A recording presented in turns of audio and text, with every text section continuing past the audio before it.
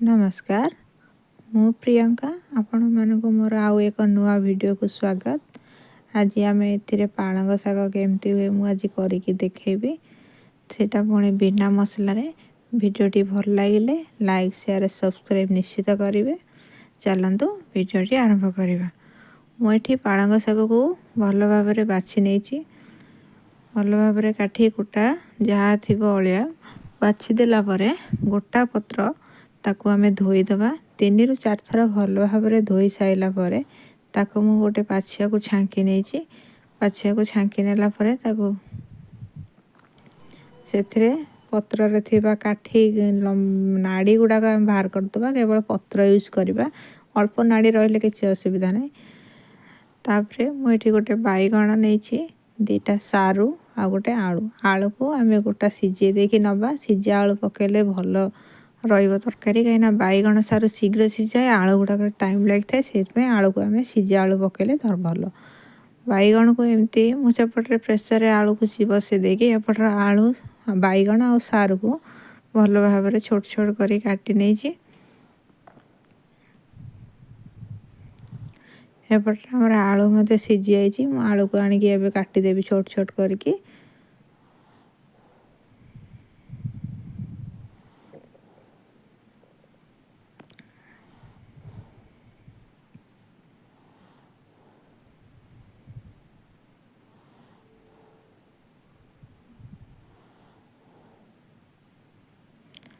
देखो आलू मोर काटी देछि एठी मुते कढ़ा गरम करिकी सेतिरे अल्प सोरिष तेल पकेबा।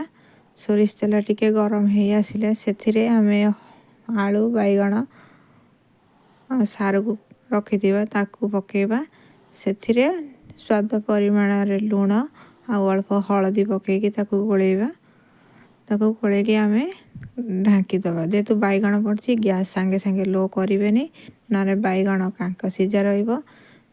तापरे टिके देखो बैगण टिके नरम हो गला परे तापरे गैस फ्लेम को लो कर देबे।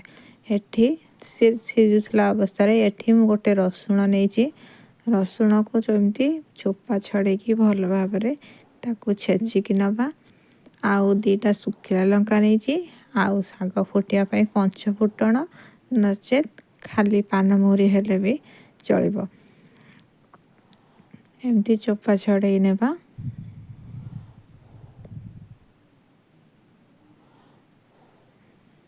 एटी देखो आमर आलू सारू भल भाव सिझी जाइए। एबे एथिरे आमे पालंग शाग काटिकी रखिदिबा ताकू पकेबा।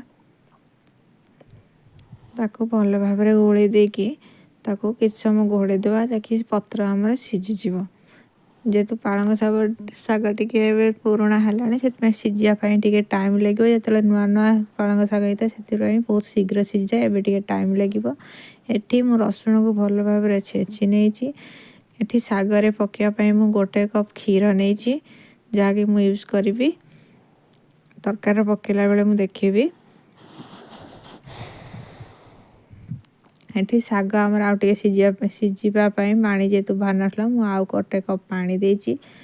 शाग भल कि सिझी गला परे ताकू आमे गोटे जगह को काढ़ी दबा। तापरे कढ़ा को भल भाव धोई देकी से अल्प टिके पानी देथिबे से शागरे ताकू दे देबे। एबे कढ़ा को भल भाव सफा करिकी एबे सेथिरे तेल सोरिष तेल पकेबा। तेल टिके ताती गले सेथिरे आमे रखिदिबा 5 फुटण आउ सुखिला लंका को पकेबा। सुखिला लंका भले कि नाली हे भाजिला परे तापरे 5 फुटण पकेबा। 5 फुटण फुटी आसिला परे तापरे आमे सेथिरे छेचिकी रखिदिबा रसुण पकेबा। रसुण आमर टिके नाली हे आसिला परे तापरे रखिदिबा से शाग को पकेदेबा। शाग पके गोळो गोळो सेथिरे रखिदिबा गोटे कप क्षीर को सेथिरे दे देबा। दे देकी ताको संगे संगे घोड़े देबा। देखो तापरे टिके से फुटी आसे गरम होला परे एठी आमे गैस को बंद कर दबा। एको किछ समय ढांकी की छाड़ दबा।